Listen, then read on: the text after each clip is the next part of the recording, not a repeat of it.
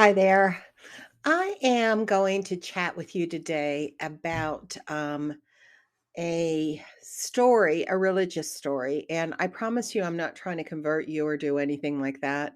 I'm just trying to tell you about something that has been helpful for me to think about.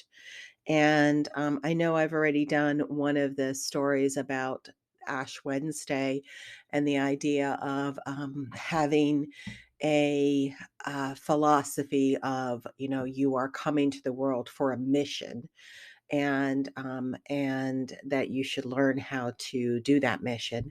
And I'm going to follow up on that in talking about the actual crucifixion of Christ, the story of the crucifixion of Christ. One of the things that I have learned is that story, and the way I learned it was through something called Stations of the Cross or the Walk of the Cross, and that story is told in pictures of each step along the way of how Christ was crucified. It starts with the acknowledgement that he is going to be crucified, the condemnation of Christ, and then he's given his cross, and then he carries it, and along the way, he drops the cross. The cross is, he slips and he falls 3 times during the walk, and he is greeted along the way by his mother, by a woman called Veronica who wipes his face. And he is also greeted by a group of women who are crying for him. And Simon of Cyrene, I'm saying that wrong, Cyrene, Simon of Cyrene at one point actually helps him carry the cross. So the story is him getting condemned and then going out and carrying the cross. He's carrying the cross that he's going to die on. So he's going up the mountain with the cross. And when he gets to the top, he's hung on the cross, he's crucified, and that it ends with him dying, and then he is taken down and put in a tomb. So that is the story of the Christ story. So when I first learned that, when I first went through the Stations of the Cross, I remember being very uh, mesmerized. And the way my brain works, I'm constantly trying to figure out, why did that happen? And what is the meaning behind that? I'm always about, what is the meaning behind it? And if you think about the walk, and I'm going to actually link one of these Stations of the Cross at the bottom, so you can kind of see how the walk goes. If you have any interest in that, you can actually watch a video of it. Um, so when I was doing it, I thought, it's very interesting. Like, what would you think about along the way? Why did they have him getting help, and who was that man that helped him? And why did they have women crying as it was happening? And why did his mother get to come up to him? And what did his mother say to him at that point?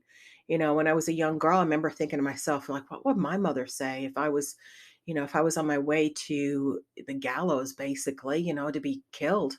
What would my mother say to me? And what could his mom possibly have said to him? You can't give hope at that point. You can only give love.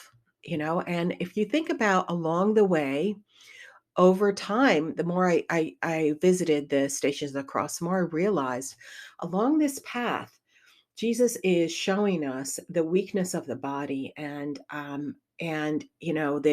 the weakness of being able to carry the cross. So he drops it 3 times. He drops it, and people give him mercy. They help him. There's somebody that comes. Simon of Cyrene comes and helps him. We don't know too much about Simon. There's stories that he was another Jewish man from Africa, and then there's stories that maybe he was a pagan, or maybe he was a follower of Christ. It's believed that he had 2 sons that actually did become Christian followers of Christ, and but So he was shown assistance, help. So, but there's contention about like whether Simon was pulled in or Simon was assigned that. So, but it doesn't matter. He gave help. He gave help. Veronica at one point puts something on his face and wipes his face. She's given help. If you're carrying something heavy and you're sweating and you've got blood running down your face, like the idea of like getting that off your face is fantastic. So even she showed him mercy with that. And the mom, like, she couldn't give him hope. She couldn't say, "It's gonna be okay, hon." She couldn't say that. She could only say, "I love you." And, "I love you and I will always love you." I always have a hard time with it when I go to I during Lent, I actually do the Stations of the Cross. And when it comes to the point where he meets his mother and the point where he dies, where they say he dies, it hits really hard because you can see that here he was, a man who was trying to teach the world to love, and he's being persecuted and tortured. And at the end, he's still doing what he's supposed to do, which is he keeps moving forward, even under those kind of pressures. So the reason I'm talking about it is because I think there's so much to be said in some of these stories, whether or not you believe in religion or anything. There's so much to learn in the stories. And, it's obvious that, Jesus had a major impact on the world, a major impact on the world. And one of the reasons, whether or not you believe he was Christ and that he was God, the son of the Father, whether or not you believe that, you have to admit that the story of him showing people how to love, how to care for each other, hanging out with the people who people wouldn't talk to, the idea that he would actually take up a burden and walk through the burden is just amazing. It is, it's awe-inspiring, really. And it gives us a little bit of idea about, how we should handle ourselves. I think there's so many times, you know, if you're listening to a lot of hope oriented, or new age oriented, it'll tell you just think about positive things and positive things will come. Well, you know, some of that is pretty hokey. You can be sitting in the are you sitting in the middle of Ukraine now trying to manifest abundance? No, sometimes there's war that comes, and sometimes there's pestilence that comes, and sometimes there's hard times that comes. The key thing is you have to know, like, whether or not it comes or doesn't come, or whether or not good times comes or bad times comes, we are our job is to keep on track of where we're supposed to be.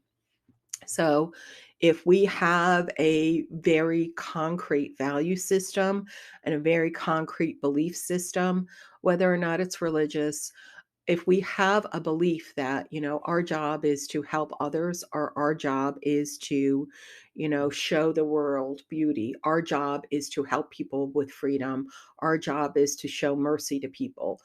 If you think about what your mission is and you undertake that, you will do so much more for the world than if you're sitting trying to manifest $1,000,000. Who cares about manifesting $1,000,000? Go out and try to help somebody's heart is what you should do. And anyway, so I'm doing this because I'm going through Lent right now. It is something I have retained from my religion of origin, and the stories of it have been amazing. And I actually do spend Fridays of Lent going through the Stations of the Cross. Just a reminder. I'm curious to see if you end up, if you end up doing it, what you take from it. And if you go into it not even as a religious ideology, but if you go into it as like, wonder why, what was the purpose of that? If the purpose of it is that that was a whether you think of him as a prophet or a great man or the son of God, um, or just a made up thing. I don't think so. Like there's across the world, the Jewish community has said yes, Jesus was definitely there. They consider him a rabbi, and they said he was a rabbi, and so he was available. He was around. So I think if you can look at it though, and no matter how you're defining him, you can see a path. You can see his life is kind of in that one walk there. His whole life is showing up. He's faltering. He's human. He's very human. He's faltering. He's dropping the cross. And he has these moments of assistance, moments of mercy, moments of love. He has, there's all kinds of little spots where he gets to show us who he genuinely is. He shows us both his human and his human life, and he shows us how to live with tragedy and how to live with pain and how to live whenever they condemn you, how to keep moving forward, even as they condemn you and they persecute you and they crucify you. Keep moving forward. And at the end of the day, who is more famous? Is it Jesus Christ himself, who was condemned and crucified, or was it Pontius Pilate, who literally was washing his hands off the whole situation? Many of you haven't heard of Pontius Pilate. And that's because, he was trying to wash his hands off it. He was the person just signing the paper. But Jesus, because he actually walked the path and showed us how to do it properly, was the person that or the God that we follow. So anyway, I want to be really careful because I know that a lot of people have, very determined ideas about Christianity, and we will get ourselves into a knot trying to like work on rules and regulations and interpretations. I'm telling you to kind of step outside that for a minute and look at the story. Look at the story and see if that story relates in to you in any way. Take all the other stuff away from it. Take the religion and all the interpretations and come at it from your own perspective. And then look for that throughout life. Look for that. Is there other people? Are there other heroes that have that sort of thing where they stood in their own power and they move forward? I mean, Ukraine right now, at the start of this invasion, we can see that if you want to look at, how Ukraine's president is handling it versus Russia's president who's handling it, talk about, there's somebody who is hell bent on, if we look at the Russian president appears to be hell-bent on materialism and growth of his own idea and self-centeredness maybe and ego. We see him sitting at a table that is like 12 foot long before anybody else is there. And then you see the president of the Ukraine who is, surrounded by his comrades, and he's in a flat jacket, and he's encouraging people. He's standing up against, it's David and Goliath, pretty much standing up against the oppressor and saying, no, you will not take us. And standing right in the center of it and surrounded by it, and given hope and faith to his community. So these stories perpetuate our whole life. They're all over the place. They perpetuate our whole life. And And what is it that you're going to lean on? Are you going to be leaning more on the idea of, well, I am a good person because I have a lot of stuff and I have this 12-foot table, or I am a good person because I have these values that I'm going to fight for and I'm going to keep moving forward in. I want sovereignty. I don't, I want sovereignty. I want my fellow citizens to feel good about themselves, or I just want land. You know what I mean? And it's just the start of the invasion, and it's just really hard to watch. Hard to watch. And it reminds us that, life is not as some people try to tell us, like we should be sitting there manifesting $1 million or manifesting a boyfriend, or that's just ridiculous.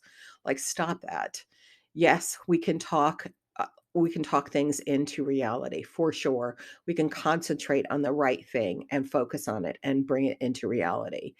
But life is life. This is a world that's going to challenge you.